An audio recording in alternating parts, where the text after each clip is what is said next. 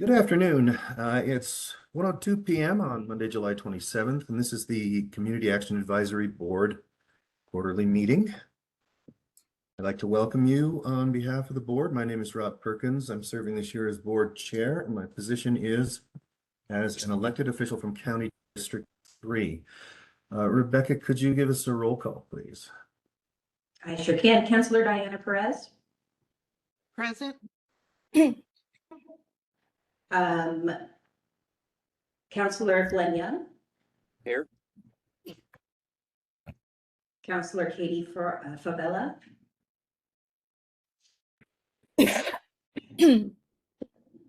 Not seeing Councillor Katie Favela. Brondolyn Clark.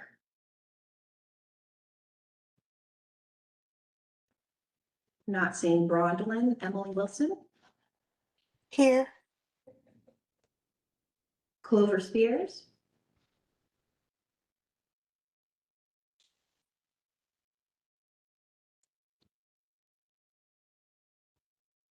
Clover Spears, can you hear us? Sorry, my thing is unmuting. I'm here. There we go. Okay, thank you. Faith Salama. I'm here. Kit Curran. Here. Olga Johnson.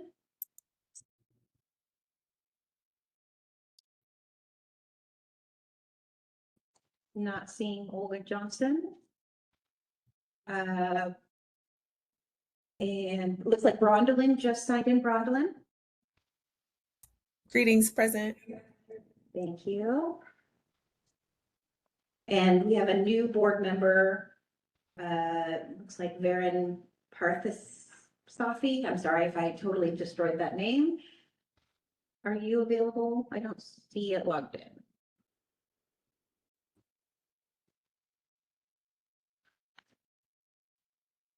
Okay, and we do have some visitors to the meeting in the room.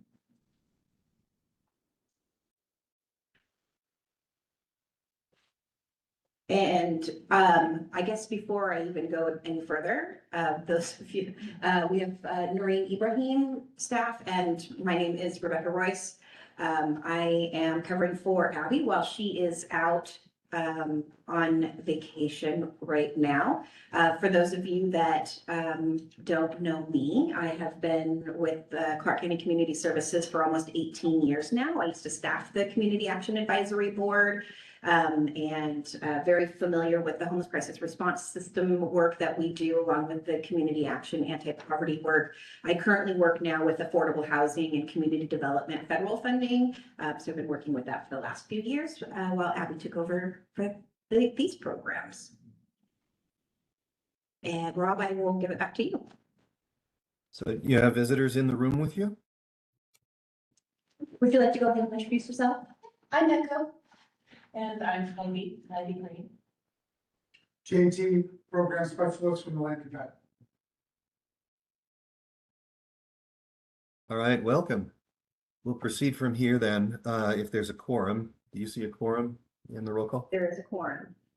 Okay, we'll proceed with our first action item, which is the approval of the May 2026 minutes, which should have been emailed to all the board members a couple of weeks ago. I'd like to give us 3 or 4 minutes to just take an opportunity to review them.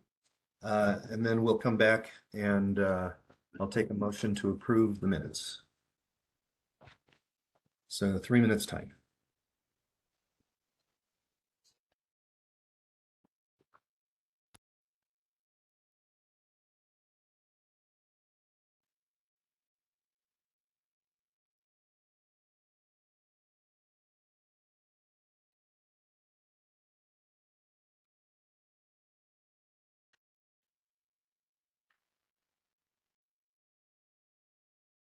It's from the main meeting. They are,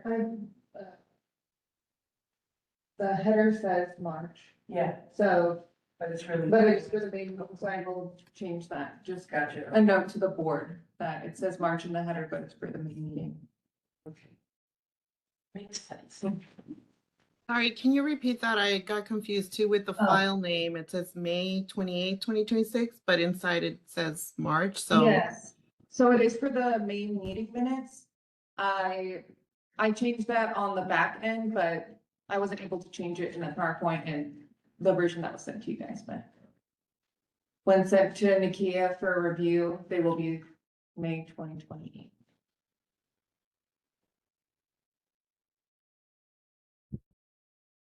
Yeah, it says March throughout. Okay, sorry, Oh. you're gonna edit all of the March to May, correct? I think it should just be the one for double check. Is it just the one date at the top that needs correcting? Section 2 says approval of March Yes, and the 2026 March minutes. meeting minutes were approved in the main meeting. At the May meeting, gotcha. So I believe it's just the one in the header.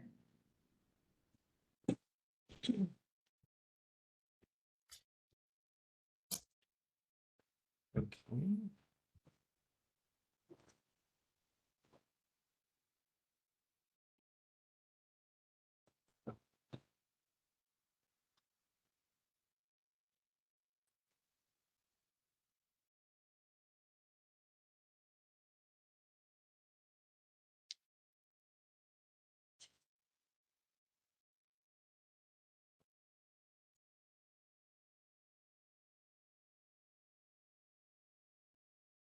About 1 minute to go here. Come on, Lucy.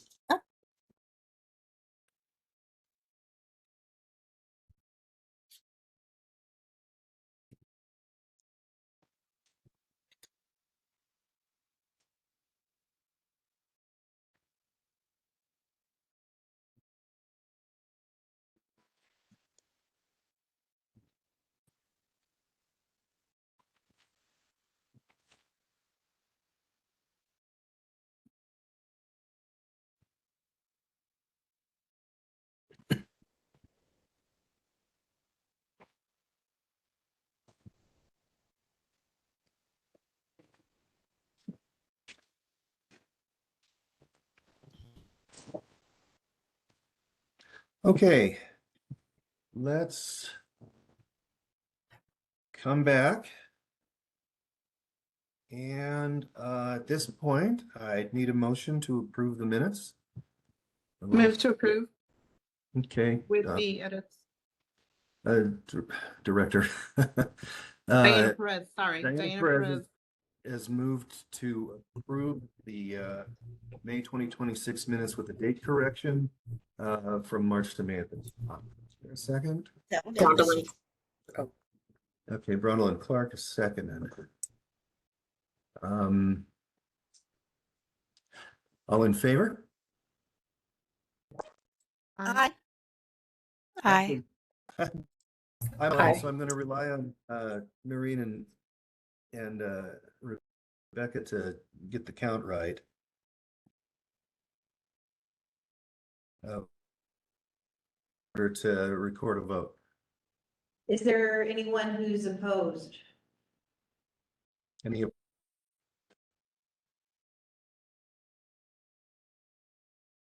Not hearing any, then we can move forward as a unanimous vote for the minutes. okay, the vote is unanimous and the minutes are approved for May 2026.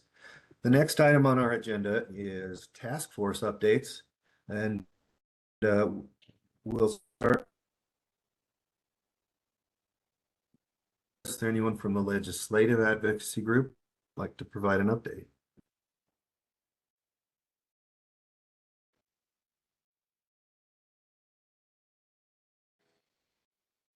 Rebecca, do you know of any status items that the board should be paying attention to with respect to legislative advocacy this month or at this time? We, Abby, you did not have any notes about the legislative advocacy task force at this time, so that we can move on to the next Okay. task force.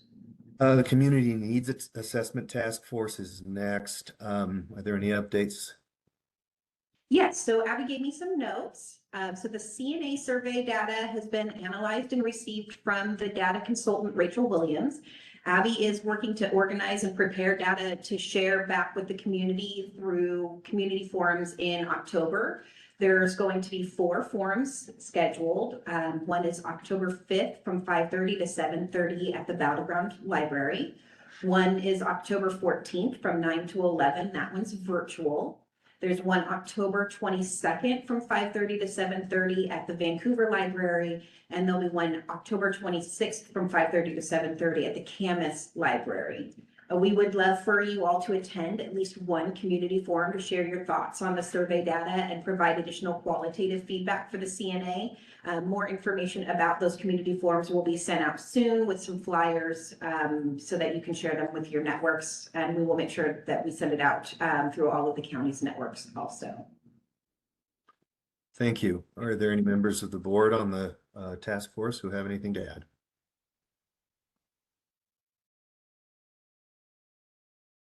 It looks like Diana has raised her hand. Diana?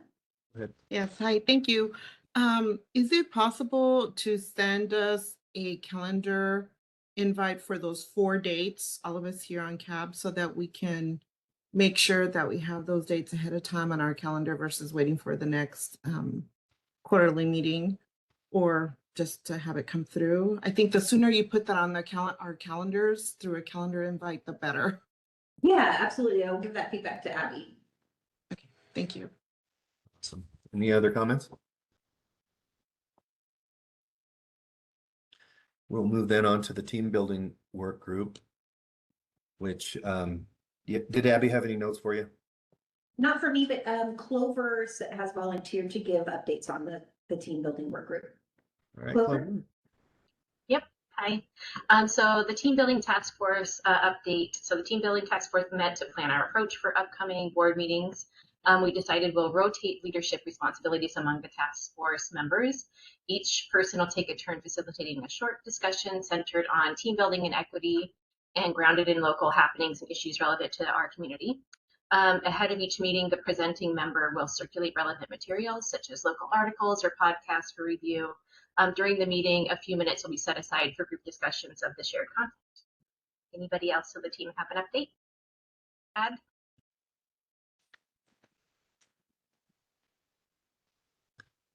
That's what I would have said. And we were going to start that as an information item on our agenda beginning in the September meeting, I think. Mm-hmm. Okay. And you were first up with that. And I was first up with that.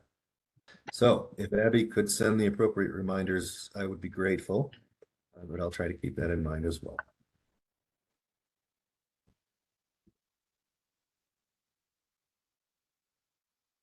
Okay. Remaining items on the agenda are information items, and they're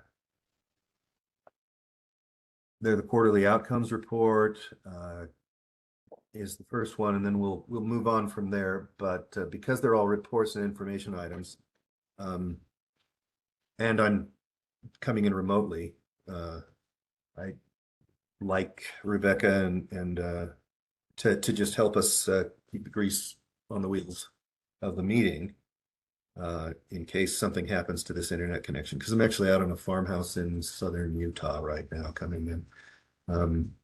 And I don't know how reliable it is. I'm happy to move the meeting forward. Okay, and then we'll begin with the quarterly outcomes report. Fantastic.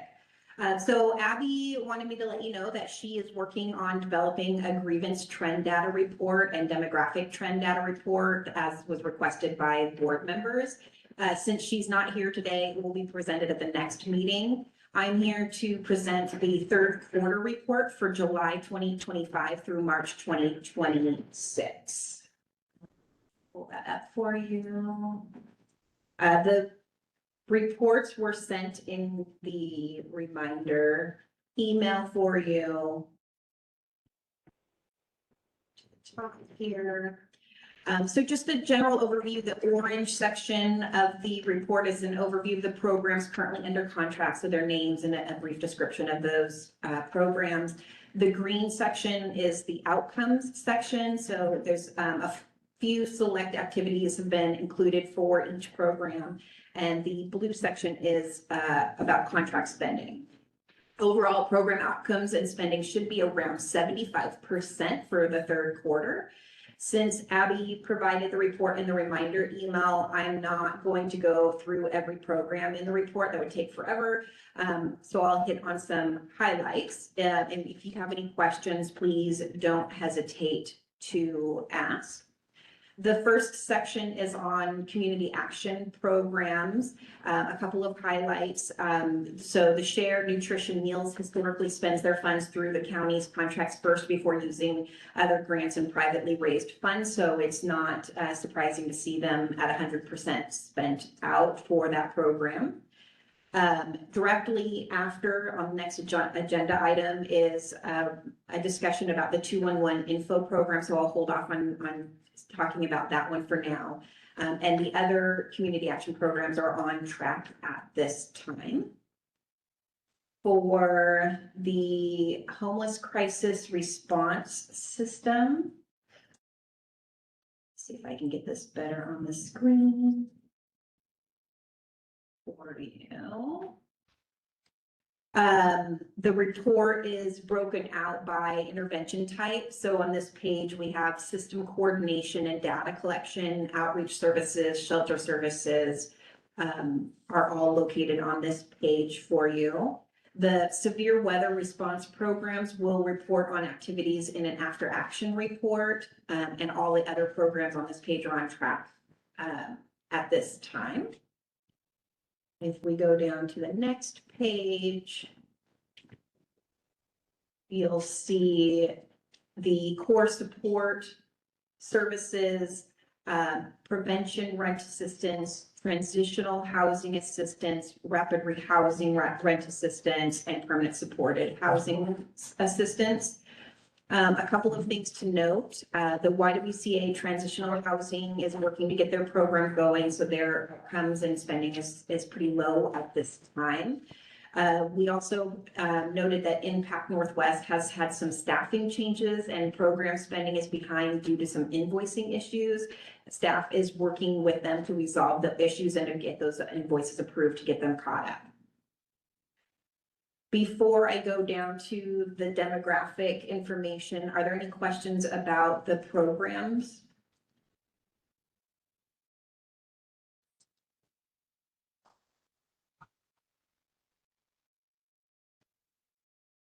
Not hearing or seeing any, I'll go ahead and go to the last page of the report.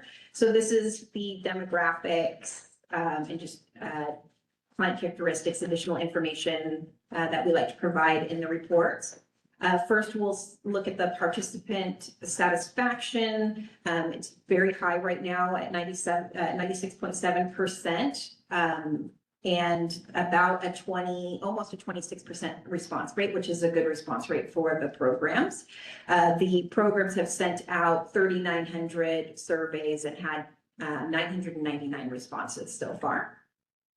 For community engagement, this is where we look at the number of volunteers in the programs that are reporting to the programs.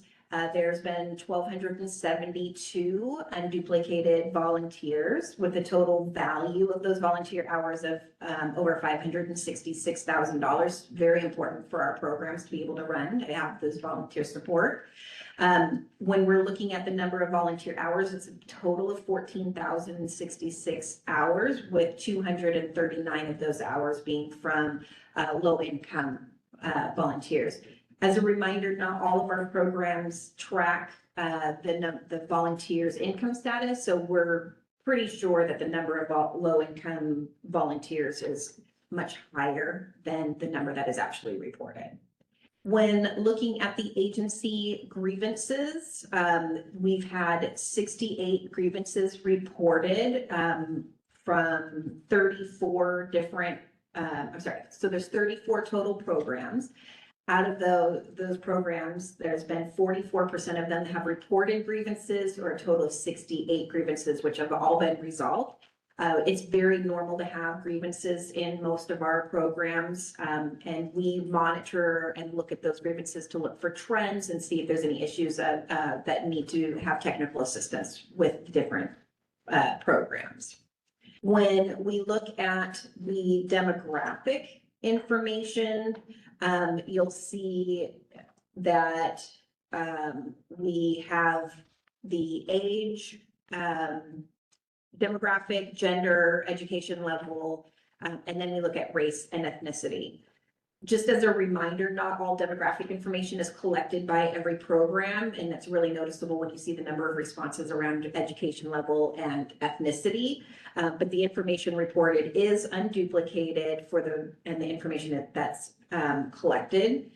The one thing that was noted in the March meeting was the change to the race and ethnicity sections, where we are now including both the data for the program participants and comparing that to the entire Clark County demographic. So we can just make sure that we are seeing that the program participants are mirroring or doing better than what the demographic breakdown is within the county. Any questions for the reports? This is Diana Perez. I have a quick question on the grievances. You mentioned that you look for trends and address from a technical standpoint.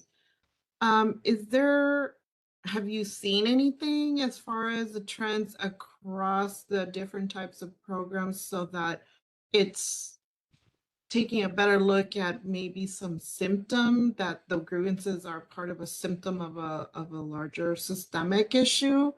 Has there been any next level thinking on those grievances? So I'm not aware in our unit meetings, there hasn't been anything discussed at this time, but this is where Abby's working on developing that grievance trend data report specifically for you guys, so you can have a little better information about what is being seen in those. So at the next report meeting, you'll see more information around the grievances. Yeah, I'm particularly interested a little bit more on that part as we look at systems across our homeless programs that provide services to our homeless community, where there may be some systemic problems, not necessarily any individual program, but more at the system level approach. So I'm just want to make sure if that is also, if there's a way we can connect this to look at this a little bit larger scale, or learn how to feed it somewhere. Yeah, I think that's the intent for expanding developing that grievance trend data, so that you guys can see what we see as we are reviewing. When we look at the quarterly reports, we do look at the grievances, and then we note, and we don't look at just each individual program. We look at the intervention types and what types of grievances might be filed there. So we are looking at that trend data internally. Then, and as requested by the board, we'll now be providing you a little bit more in-depth reporting on the grievance information that we are collecting. Okay, thanks. Question: over what period of time were there 68 grievances? Was it a 3-month period, a 6-month period? This is for the entire reporting period, so it's going to be July 1st, 2025 through March 31st, 2026. And how does it compare to past seasons, past years in the same time period? Are we having more grievances than before, or fewer grievances than before? I won't be able to answer that only because I'm not involved in the programs as closely as I used to be. But when I was handling the programs, it seems pretty common, pretty standard number of grievances that we would be seeing across. So for me, it doesn't look like there's any red flags, but I will definitely provide that information to Abby so that she can specifically ask the question. Thank you. recall that one of the notes that you read out earlier in the meeting was that staff are working on the trend data around grievances and one other thing. Yes, so I'll make sure to get this information to Abby, so she includes that as part of her analysis in her future report. There were 125 grievances in Q3. Thank you, Noreen. Noreen just mentioned that there was 125 grievances in the last quarter report, so Or, for the first 6 months. yes, for 2025 fiscal year at the same time. If you're looking at like the exact comparison from 1 year ago, there were 125, so it's definitely gone down. Lower than what Gotten it was better. here. Great. Good to hear that. We have a question in the room. So, I was looking at the total number of volunteer hours, and I was wondering if you have a centralized place to recruit and place volunteers for the different programs? We don't, because each of their programs are managed by the agency themselves, not the county. They're just reporting that information to us. There used to be a program that was really good about understanding what different volunteer opportunities there are in the community, but they are no longer provide that service. They haven't for several years, unfortunately. So with nonprofit organizations that come and go and their needs change constantly, we wouldn't be able to maintain a database or something like that. But if there is anything that you're interested in, like a specific area, definitely reach out to staff because we can help get you in the right direction. And get you connected to at least a couple of different organizations that might also be able to help you, like, oh, well, there's also these organizations that do. Gotcha. It's just most of what I'm particularly good at is intake and placing people. Mhm. So, Absolutely, yeah. So we can let you know, like, different agencies that might have a need for that. Sure.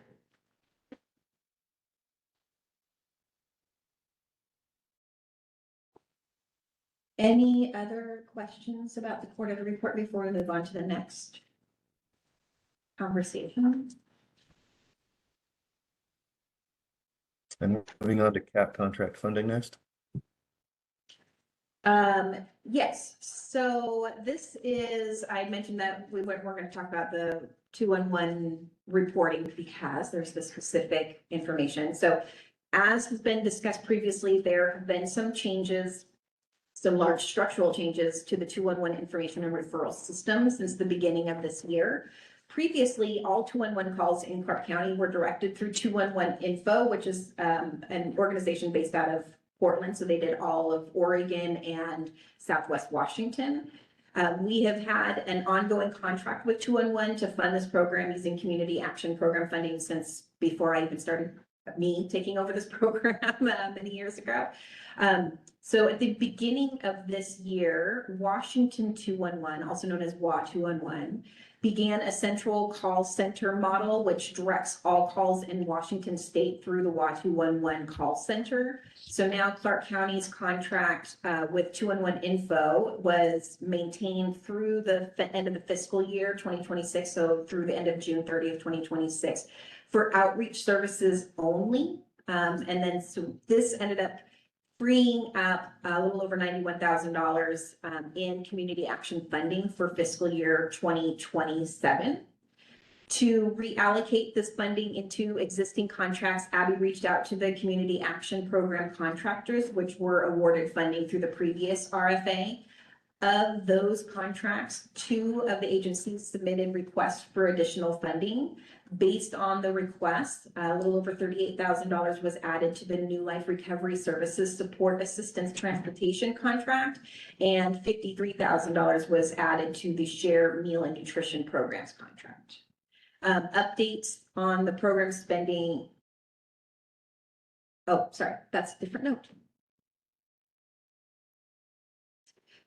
Then Abby said that she will make sure that the information is updated for the next quarterly report that will show the difference in the funding amounts. Any questions about this before we move on?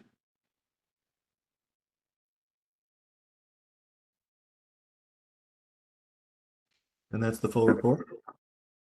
That is the report and the information about the 211. The Okay. next The next topic we have is the City of Vancouver Affordable Housing and Homelessness update with Samantha Whitley. Samantha? Good afternoon. Thanks for having me. Happy Monday. I'm happy to share updates on what the housing team is up to, including what our policy, our updates on HUD, the AHF Affordable Housing Fund resource, CHIP, which is Connecting Housing to Infrastructure program, and then our rental registration program. So at our May meeting, when we were awarding our 2026 funds, our council asked that they have more time. There's a 30-day public comment period. So we're going to advertise, we're going to have that full 30 days of public comment prior to our council review and approval of our plan. And so we're having a workshop with them next month to talk about what the timeline looks like.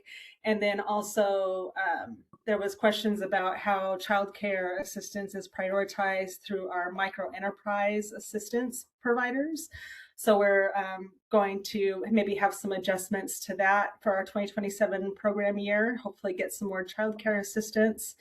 And then lastly, the HUD rep that we had and shared with the county, both the county and the city have moved to a new HUD representative in the Seattle office. So we've met with him, and yes, we're just happy that HUD still has staff to support us. And he seemed like a nice guy that we'll be working with going forward.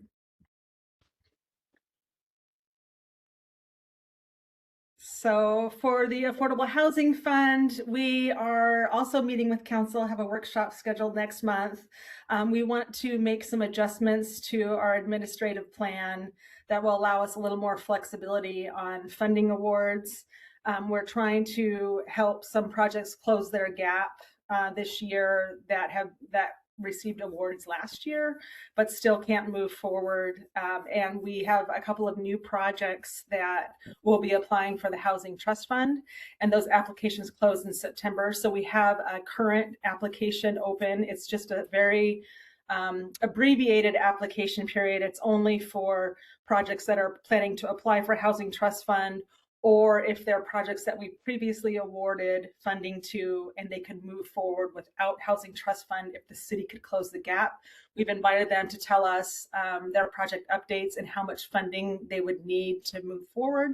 So we can make those awards before the end of September so that they can count local commitment in their Housing Trust Fund application. That makes them more competitive for state funds. And then the community housing infrastructure program is through the state. Those funds are available right now. We've been taking applications for city projects that need state funding for infrastructure and SDC, that's system development charges. So we've had really good luck with these funds in the past.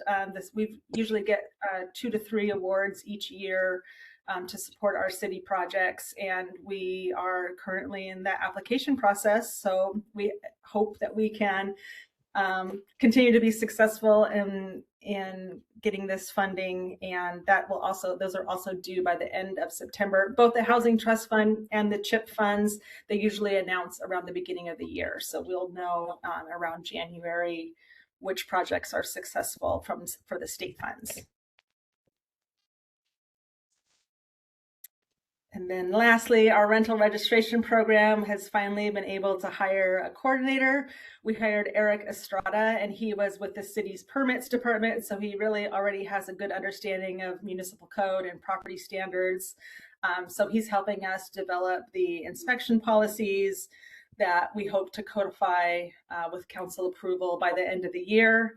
And then we will start training inspectors. We're planning to use private inspectors only. But we'll have certain city standards that we want them to inspect to, and they'll upload them into our registration system. So we'll start training them hopefully the beginning of 2027, and those inspections will, proactive habitability inspections will start hopefully in the spring, if all goes according to plan.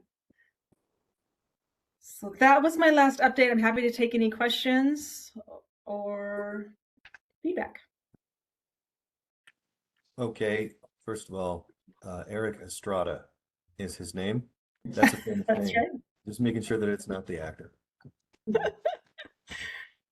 And having said that, are there any serious questions for Samantha? Hi, this is Diana Perez. Nice job, Samantha. Thank you. Is it possible to send this presentation that you have for us so we could share it with ECHO members? Of course, yeah, I sent it to Abby, but I can send it to Rebecca as well if to get out to the board. Yeah, that'd be great. I know she's out on vacation. All right. No Thank you. problem. Yeah. Yeah, and just a reminder that the presentation will be posted on the website after the meeting, so within the next couple of days, along with the recording of the meeting, so you can easily access it there. And then if there's anything that needs to be followed up on, I will send a follow-up email to the board. Thank you. Thank you, Rebecca. Any other questions for Samantha? Not hearing any, we can move on to the next agenda item. We have another presentation. It's the landing pad presentation. And we have Nathalie and Anna online, and we have JT in the room to answer any questions. I have the PowerPoint ready for you. So just let me know as you want me to move through the slides. Thank you, Rebecca. Hello, everyone. I'm so happy to be here with you to talk about the landing pad today. My name is Nathalie Duer-Ranking. I am the Systems Integrator Program Coordinator for the Behavioral Health Unit at Community Services. And for the last 7 months, I've had the pleasure to work with Coastal CAP and the Jail Programs Unit on launching this amazing project. I don't know if maybe Anna, JT, Jennifer, do you guys want to introduce yourselves before we continue? My name is Anna Lookingville. I work over at Clark County Jail. I manage the Jail Programs Unit. My team is the sole referral source for the landing pad. Today we'll be walking you through a little bit of information. One, where the context for this resource, right? How we identify need here in the jail and some of the things that were considerations when we were putting the program model together. Then we will tell you a little about the program itself and the things we hope to accomplish. And I will hand it over to the team from Coastal Community Action for introductions. Hello, my name is JT, Justin Lax. I'm a program specialist here at the landing pad of Clark County.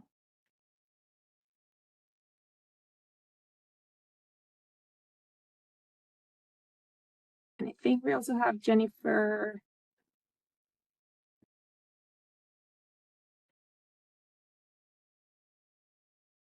Okay. Jennifer might be having some technical issues. I see that she's come off mute. That's okay. Maybe she can introduce herself in a little bit. Can you hear me now? Oh, there you go. Yeah. Okay. Every time I switch systems, my microphone has to switch. Sorry. My name is Jennifer Gonzalez. I'm the Reentry Program Manager for Coastal Community Action Program. I will be overseeing all of the services done at the landing pad. Awesome. Thank you, guys. There you go. Thank you, Rebecca. So the landing pad is a 3-year pilot project, transitional housing program under the Behavioral Health Unit. And well, of course, for the Department of Community Services. And as mentioned before, the jail program unit is going to be the sole referral, and Coastal CAP will be the service provider for this program. You can continue, Rebecca. Sorry, and I forgot to mention, I will be the person monitoring the contract as well. So what is the landing pad? The landing pad is a voluntary program. We will be operating 24/7 all year round. And it will be providing short-term transitional housing services and a safety net specifically designed for people who have participated from the Clark County Jail programs. The jail program will be triaging and prioritizing referrals to the landing pad.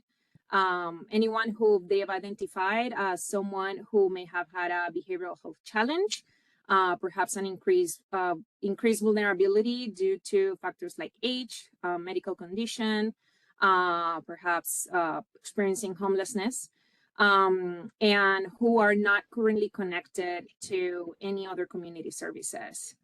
They are the sole referral, and this connection with the jail is preventing a release into homelessness for folks that are being released from the jail. Individuals will be receiving immediate, intense case management and peer support. They will be working towards a connection to longer-term supports, working with the homeless coordinated entry system for longer-term placement, and of course, any other behavioral health providers to support their recovery. The purpose of the landing pad is intended to directly impact long-standing barriers to success for people who are being released from jail.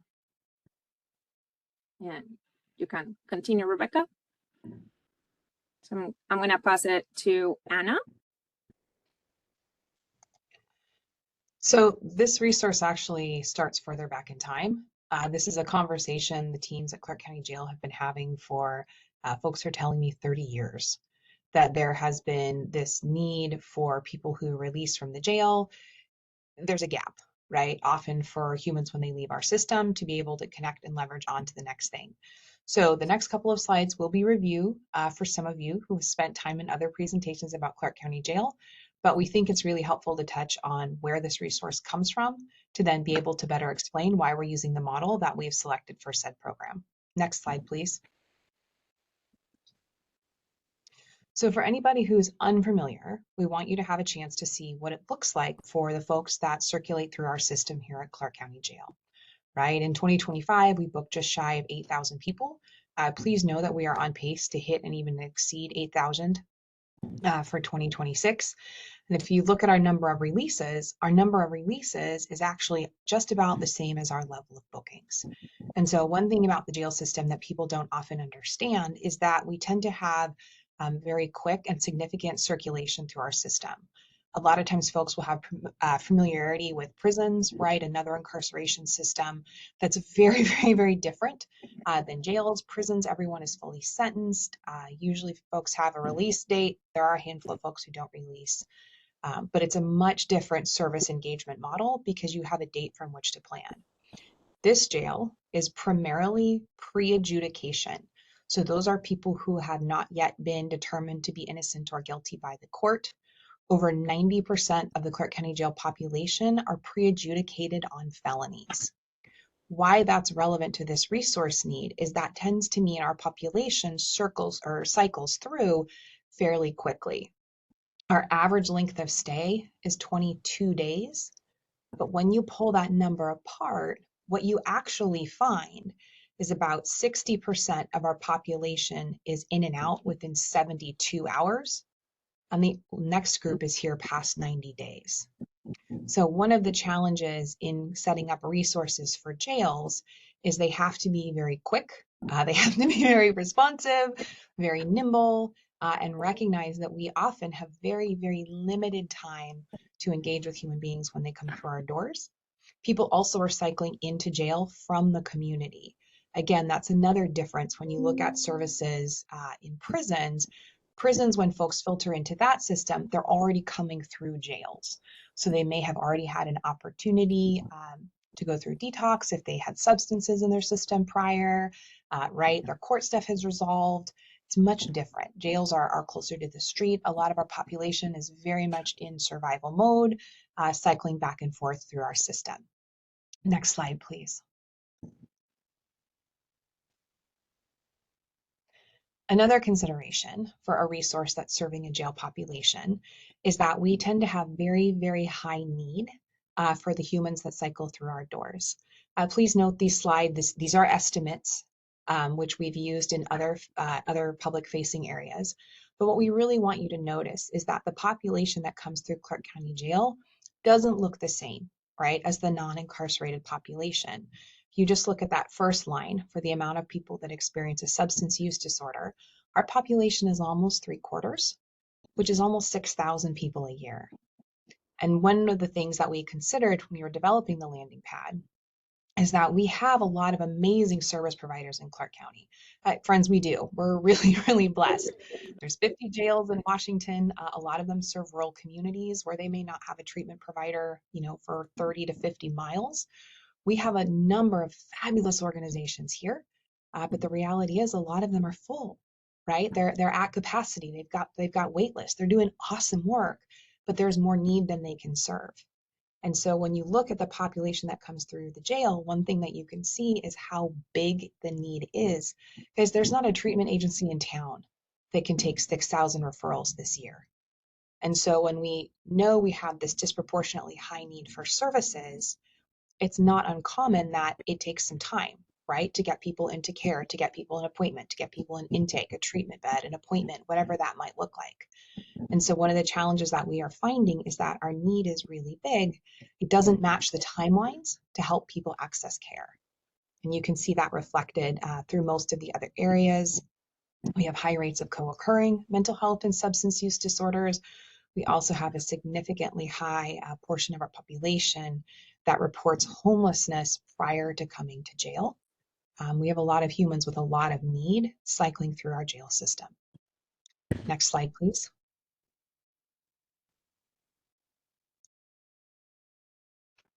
Excellent. So other challenges, if it wasn't hard enough to start with, when folks are coming through Clark County Jail, one thing we have to keep in mind is that the jail actually does not control when people release from our system, right? And we've talked about this in other venues. The jail does not control who is arrested, right? Arrests are decided by our partners in law enforcement in alignment with state law and agency policy. The jail also does not control when someone releases. Those decisions are made by our courts. So if someone is held, how long someone is held, if someone should be released, all of those decisions live within both Superior and District Court.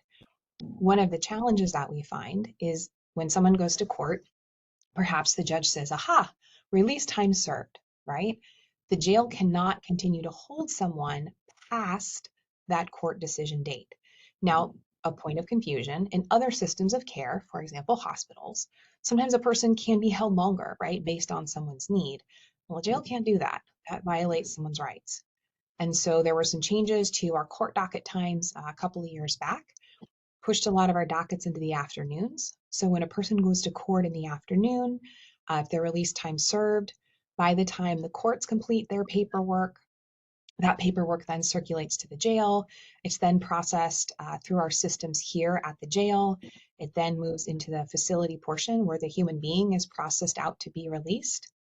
You can see our biggest bubble of release times, it's after hours. Most of our service providers close their doors at 5 o'clock, which again is amazing. We understand. People aren't staffed 24/7, right? Team members need to go home for the day. We get it. But we have all these high need folks cycling through the jail, and their biggest release window need is from 6 to 9 p.m. Sometimes people will say to me, oh gosh, Anna, wouldn't it be great if the jail could just release during business hours? Yes, absolutely, that would be amazing. But the jail does not have independent control over that. Those release times are really driven by our local court systems. Next slide, please.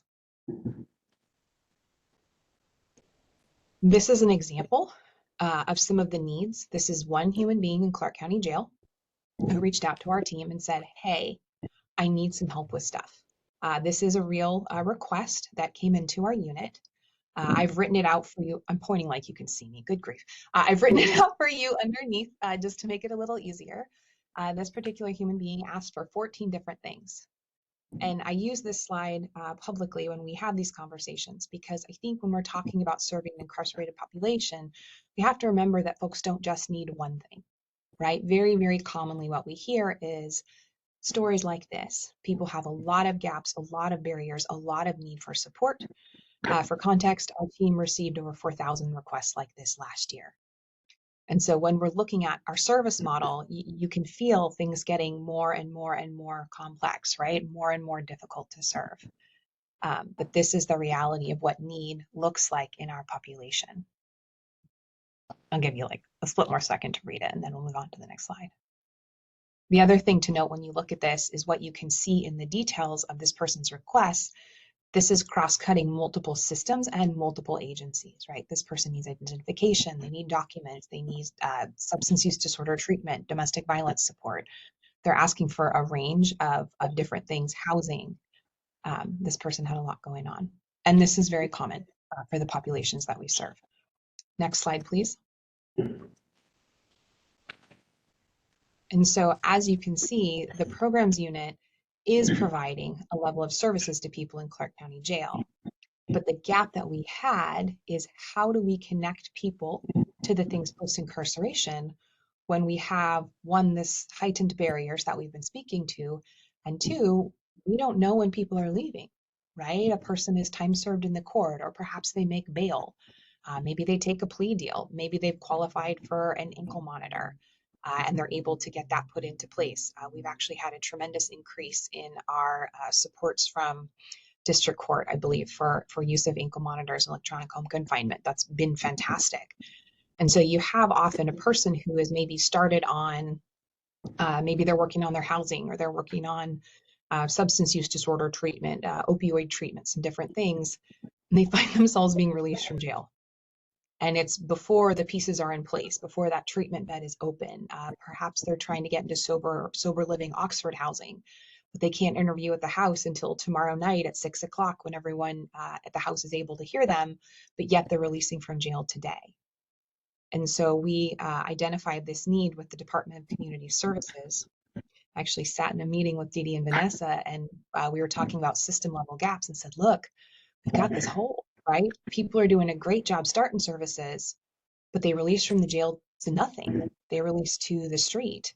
People resume survival behavior, and it doesn't go well. And for the rest of my career, I will remember it. Vanessa had a big smile and she said, you know, we might have 12 beds. And so that began the conversation around what if, right? What if we used a resource? It used to be telecare, right? Many, many moons ago, dinosaurs roamed the earth. Some of you do remember. We have 12 beds that are not being currently used. What if we partnered with an organization that has expertise in serving people who come from incarceration? What if we built a program run by people with lived experience, right? Who know what it's like, who would have transportation, who could respond to the jail on a phone call?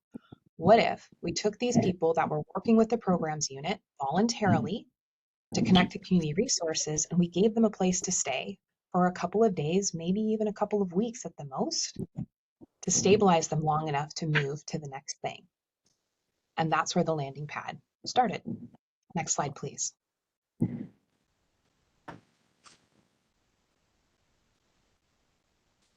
And that's how we came to Coastal CAP.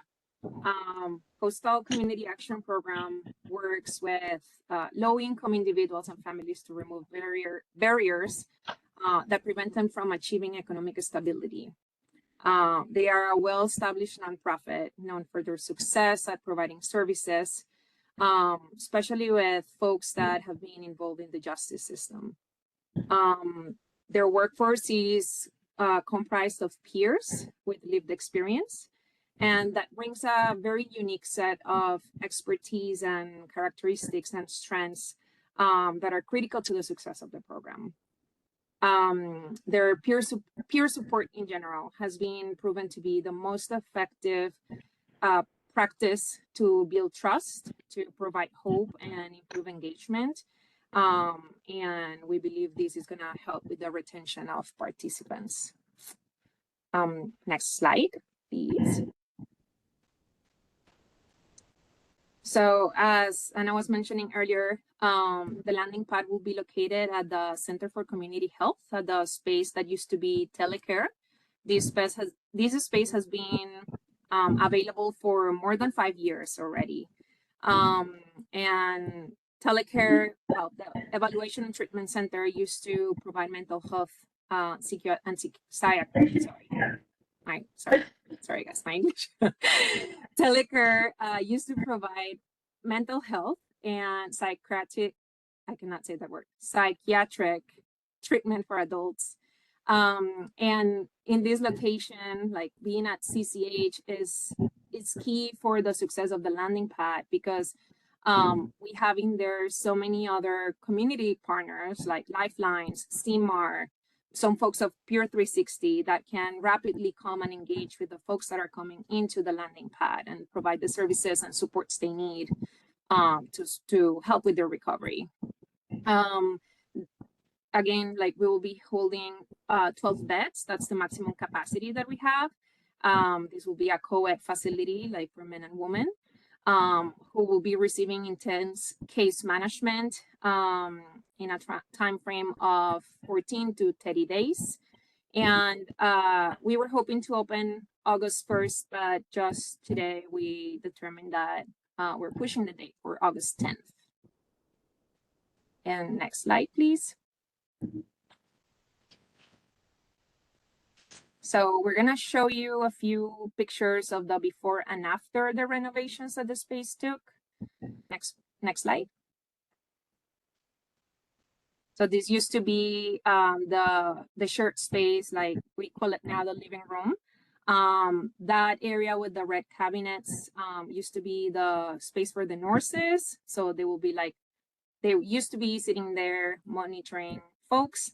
As you could see, furniture was bolted to the floor, and the space wasn't very welcoming or inviting for participants. And it was designed for the safety of the clients they had, because they could be harmed for themselves.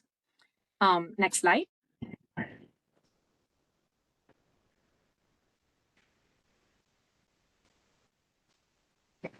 This used to be the conference room. Again, like not very welcoming or very basic. And next slide.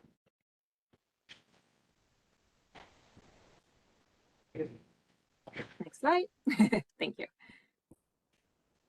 Thank you, Rebecca. And then now, after the renovations, we've put a lot of effort in designing spaces, shared spaces with a trauma-informed lens, making sure that participants feel more welcome, more in a more inviting and engaging space. We're creating spaces that allow them to feel more relaxed, more calm, more in a certain way cozy and comfortable, and hopefully motivate them to take charge of the plan that they're going to be building with the landing pad. And hopefully this can also support their recovery. The next slide.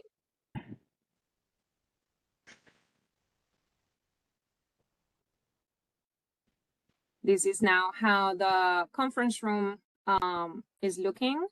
And we're also hoping, well, we've created also spaces in which participants can better engage with the different providers that will be supporting their goals, creating more capacity for more folks to be at the same space, but also have like their individual areas to work on, and to continue working towards whatever goals they want to achieve.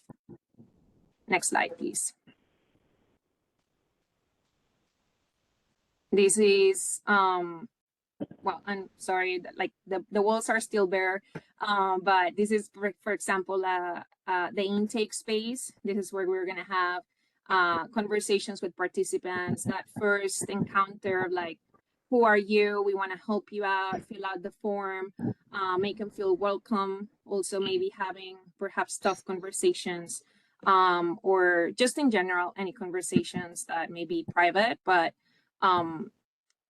removing, let's say, the authority, or removing that disconnection level. We want to create stronger relationships, and the spaces that we are creating are designed precisely to better connect with folks and the services that they need. Next slide.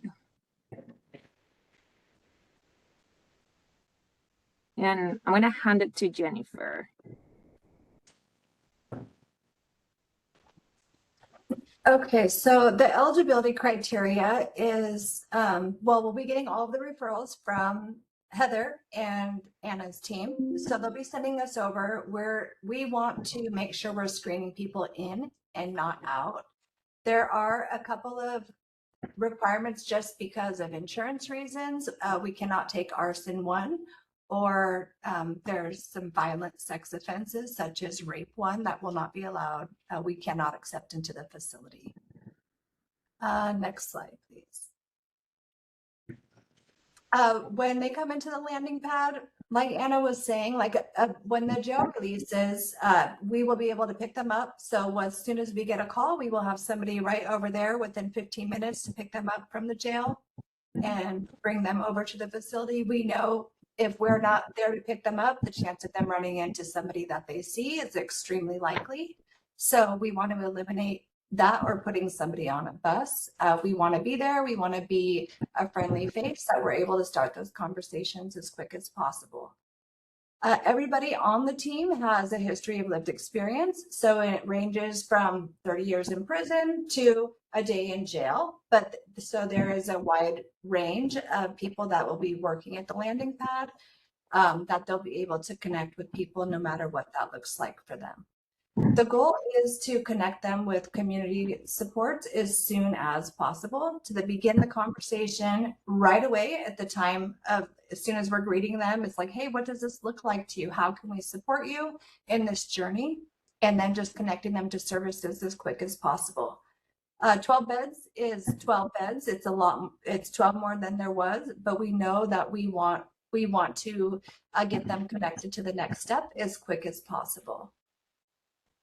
Next slide, please.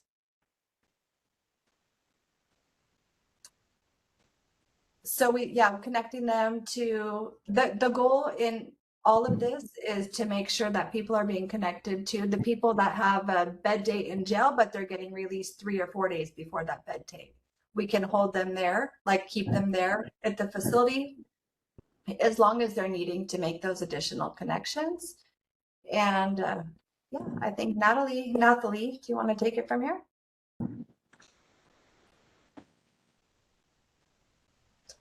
Yeah, I think just to expand a little bit on the program outcomes. So because the program is a pilot program, we are gonna be measuring different metrics. We have multiple outputs and outcomes that we want to measure. So for example, some of them are these ones, the interest in obtaining support. So for example, we want to know how many folks stayed there for 24 hours versus 72 hours. The number of connections that we did to the different behavioral health and recovery support systems or programs, any medical support connections that we were able to do. Housing services, perhaps was a person able to be placed in permanent supporting housing, or just the connection to the coordinated entry in general and any other housing options available for them, or perhaps they went to live with their family, right? That would be another positive exit. Just the point is to avoid people going back into homelessness or going into homelessness. And in general, the connections to the community support. Next slide.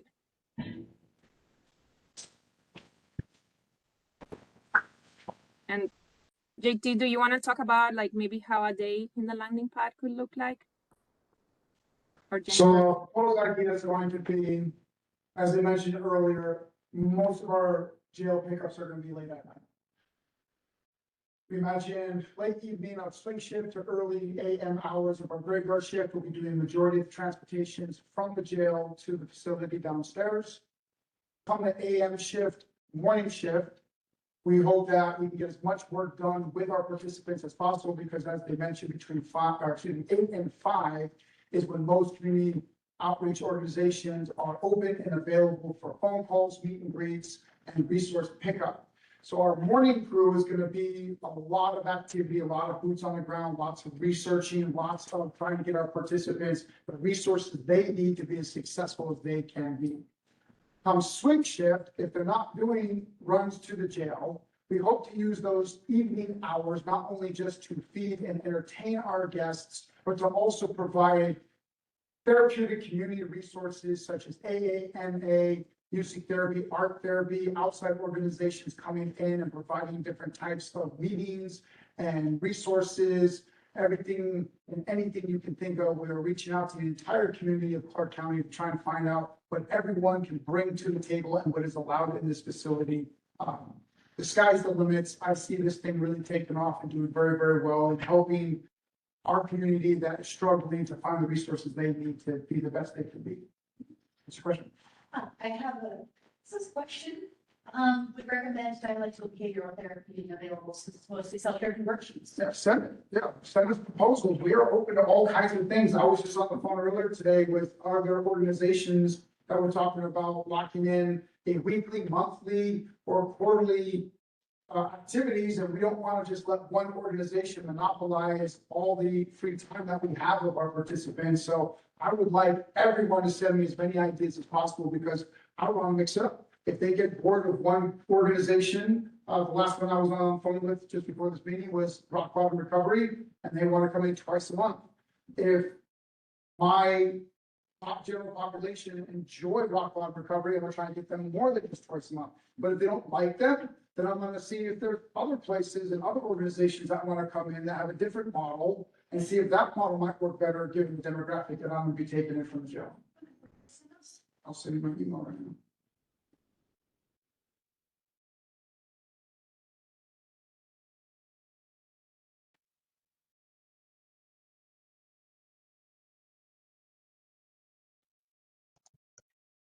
So it's Anna. I'll hop in. Just a couple other things that we're adding. So this is a pilot, right? We weren't able to find another program model that looked exactly like this anywhere. So we are all going to have some learning together as we launch this program. Other questions that I'm getting. So right now, a couple questions I've gotten are, one, what do you mean it's voluntary? And two, what do you mean I can't refer? So I can try to unpack those just a little bit. So when we say voluntary, what we mean is this can't be court ordered, right? This isn't a requirement from someone's judge or someone's attorney or someone's family member. We know that our legal system has many amazing features, right? We have therapeutic courts. Like we've got lots of amazing programs that are requiring people into a whole range of services. It is really important for us. Everything that the programs unit provides in the jail is voluntary. It cannot be court ordered. And the reason that we operate under that model is two things.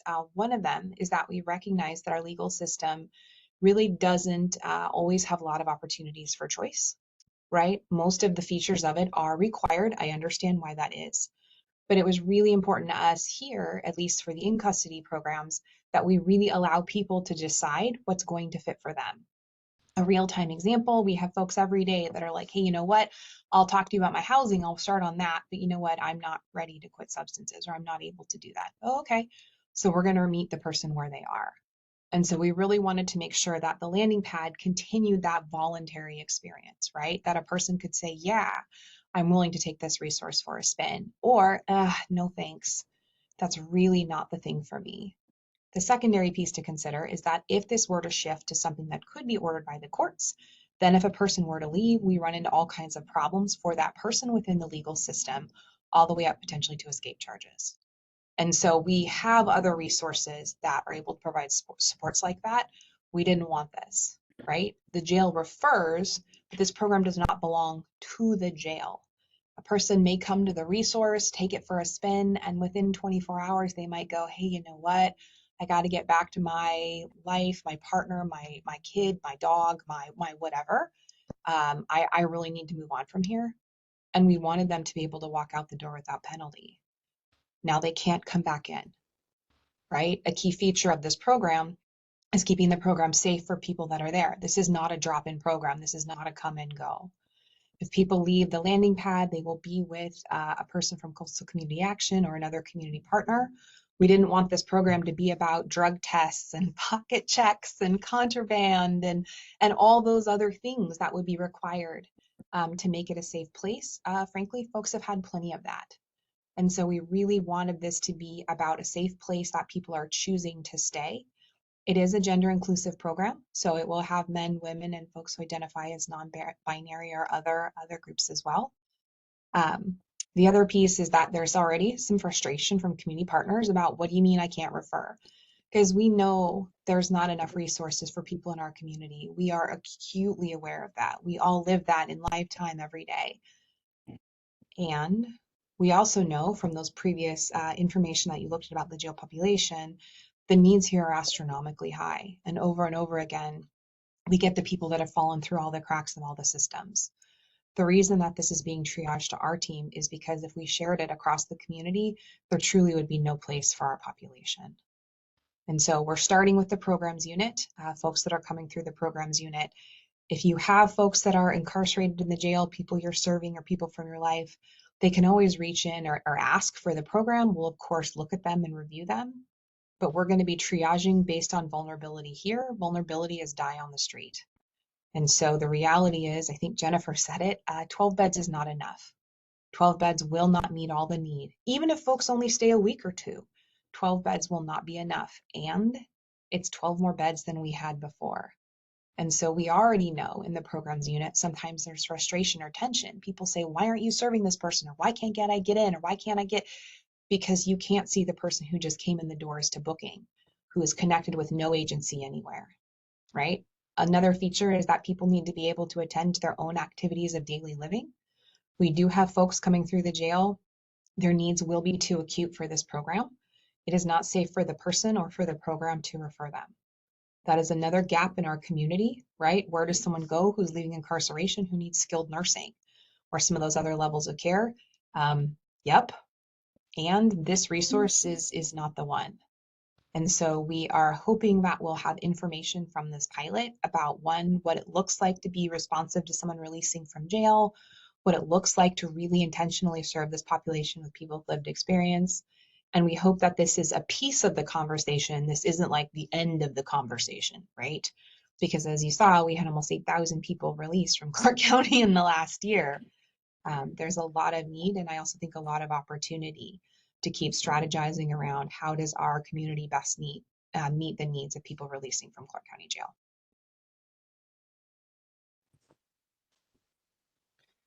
This is Emily Wilson. I have a quick question. So I know the time frame that you all put for like people to be at the center was like 14 to 30 days or something like that.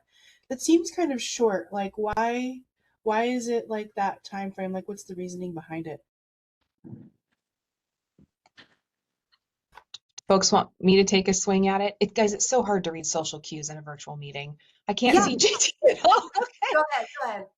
Anna. So Emily, this is our best guess for starters. And the reason is that, well, there's two reasons. One is that this is meant to be a short-term kind of stopgap, right? In between that unexpected release from jail and the next thing. The second reason is that on any given day, we release at least 25 people from this jail every single day, right? 25 plus in, 25 plus out every day. And so by keeping it in that shorter time frame, it keeps it more aligned with that transitional housing resource connection kind of stabilization model, right? This is not geared to be a long-term lasting thing.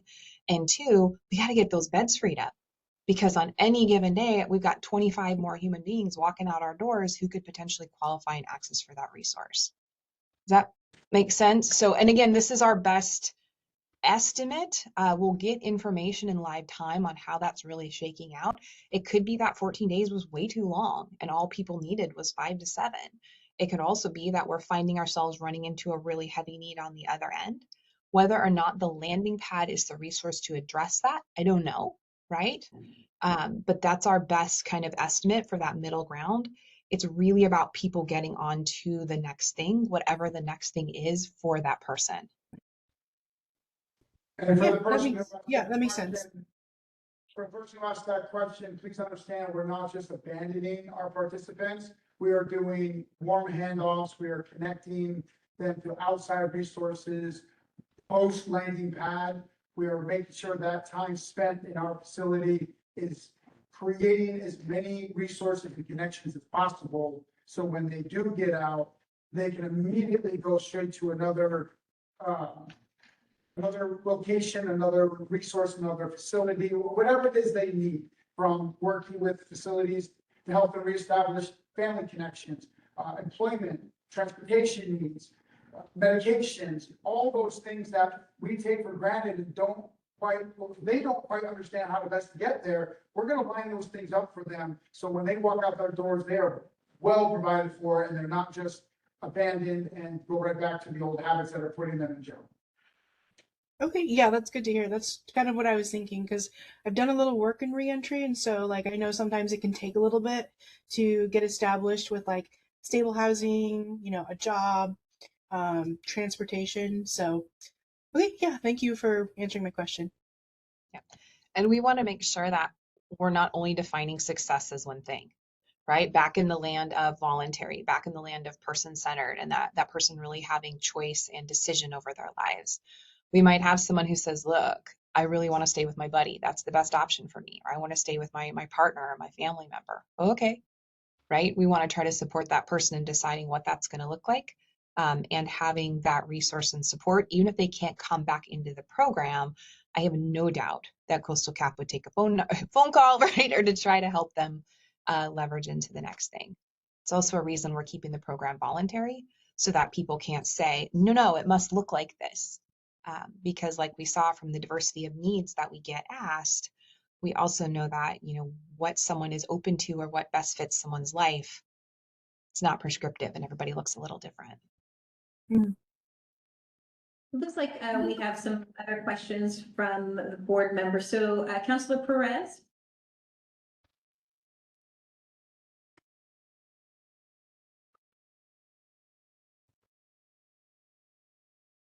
Oops, sorry, I don't know how that hand got raised. I do not have a question. Thank you. All right. Rob Perkins?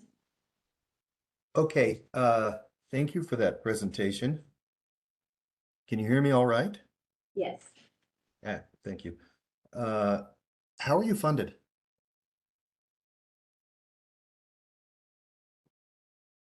These are mental health sales tax. The mental health sales tax. The mental health sales tax, okay. Yes. And thank you for the reminder. I remember now that you said that. That's okay. Just taking my notes. As a question would be that the Community Action Advisory Board is very clearly enriched by knowing about this program. Well, first of all, how long is your pilot? And would you be applying for grants or other resources through the Community Action Board in order to maintain or improve your services?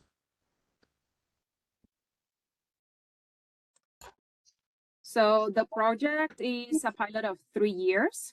We're actually taking a lot of data or collecting a lot of data during the rest of this year to determine the baselines, and yeah, just to be able to understand a little bit better the behavior of the program. I think I'm not sure about, let's say, the possibility of applying for other grants, but depending on the success of the program,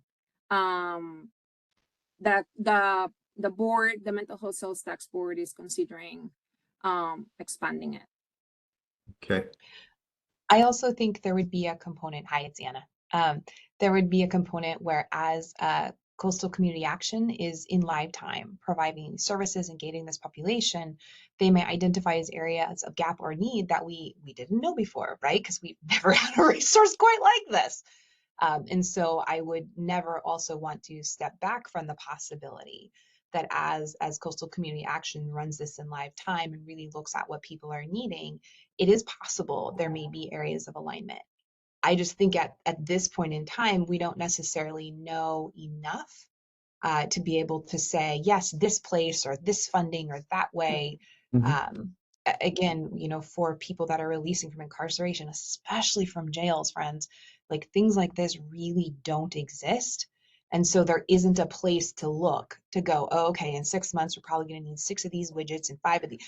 We don't know. And so our participants are really going to be key to telling us what's working, what's not working, what's needed.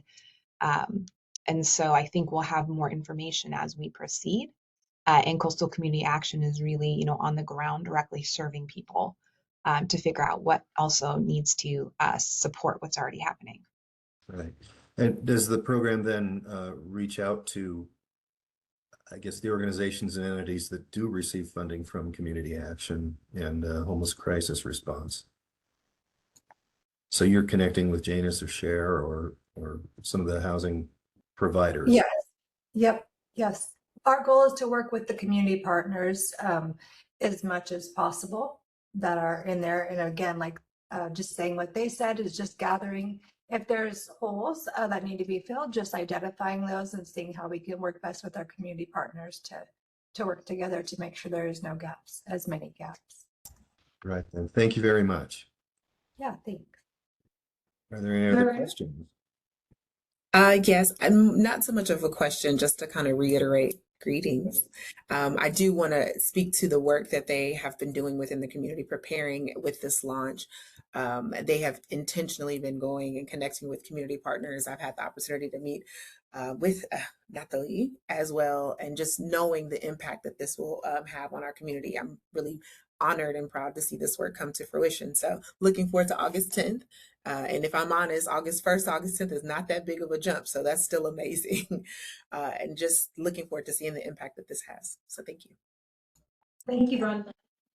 Varun? Yeah, I just had a very small question. On one of the earlier slides, I believe it said there were estimated time of stay was like 14 to 30 days. But it also said 500 estimated participants. And just doing the math real quick, I think 12 beds at 14 days is about a little over 300 like participants. So I was just kind of wondering what the methodology was to get to 500, because it seemed like a little bit of a discrepancy. So from again, this is a brand new thing there in Clark County, but a little bit of our experience that we've had in the other counties is sometimes people come and last a day or 2 days.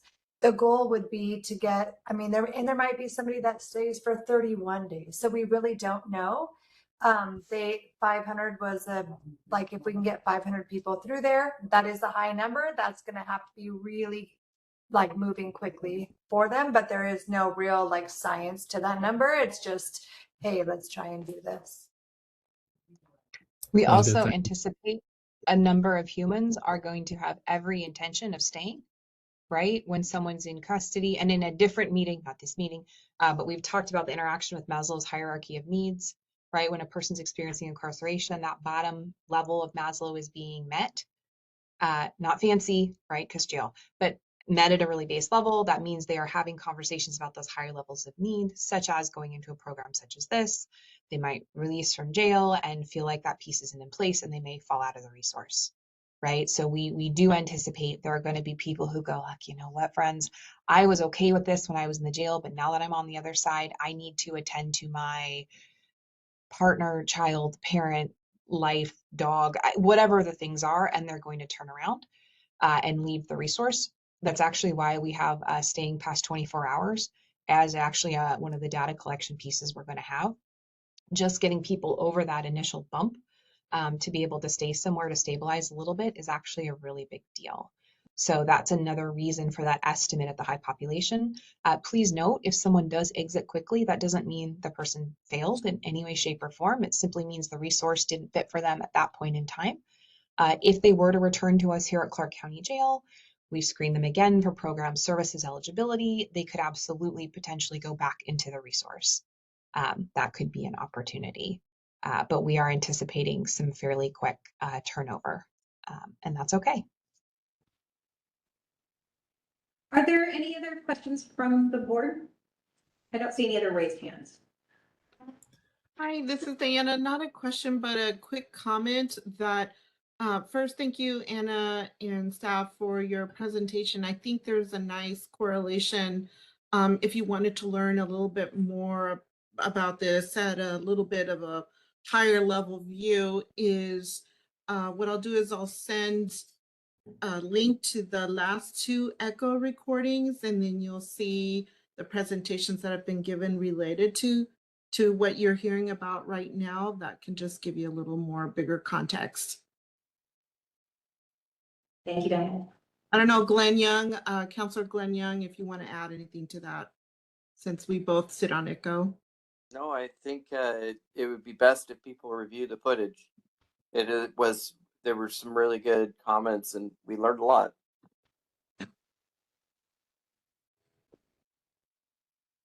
So there were a couple of comments made in the chat, and just for everyone's notice, we don't typically use the chat because it doesn't record for Open Public Meeting Act. So I'll read out the chats just so that they're in the record.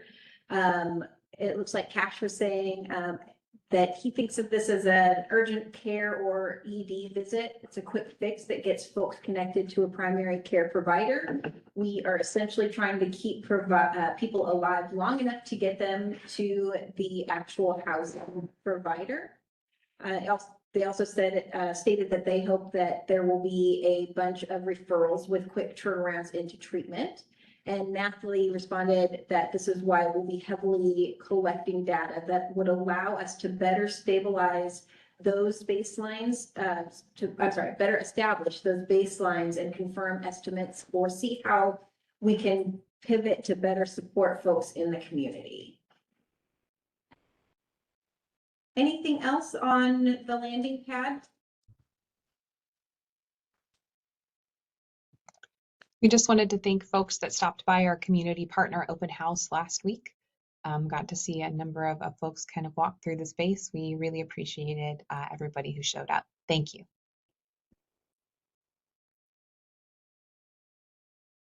Thank you very much for being here and providing that great presentation on the landing pad. There was a lot of really great information for us. So the final thing we have for the agenda today is other business, including open public forum. Is there anyone that would like to provide any public testimony?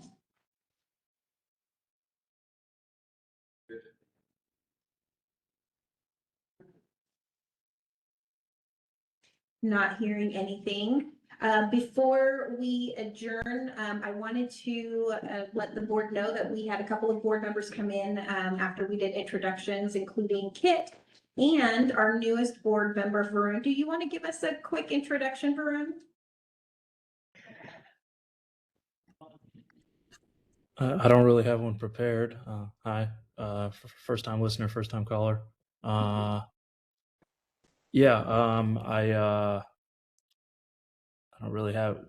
My name's Varun. I'm an engineer in my day job. I do a lot of work with local veterans and students in the area. So that's, I guess, my experience for being here. And I'm just trying to learn more about what this board does and how I can how I can be more involved. Fantastic. Thank you so much. We appreciate you being a part of the board. Rob, I'll send it back to you for any last minute comments. Last minute comments. I hear you. And I'm glad the internet connection worked.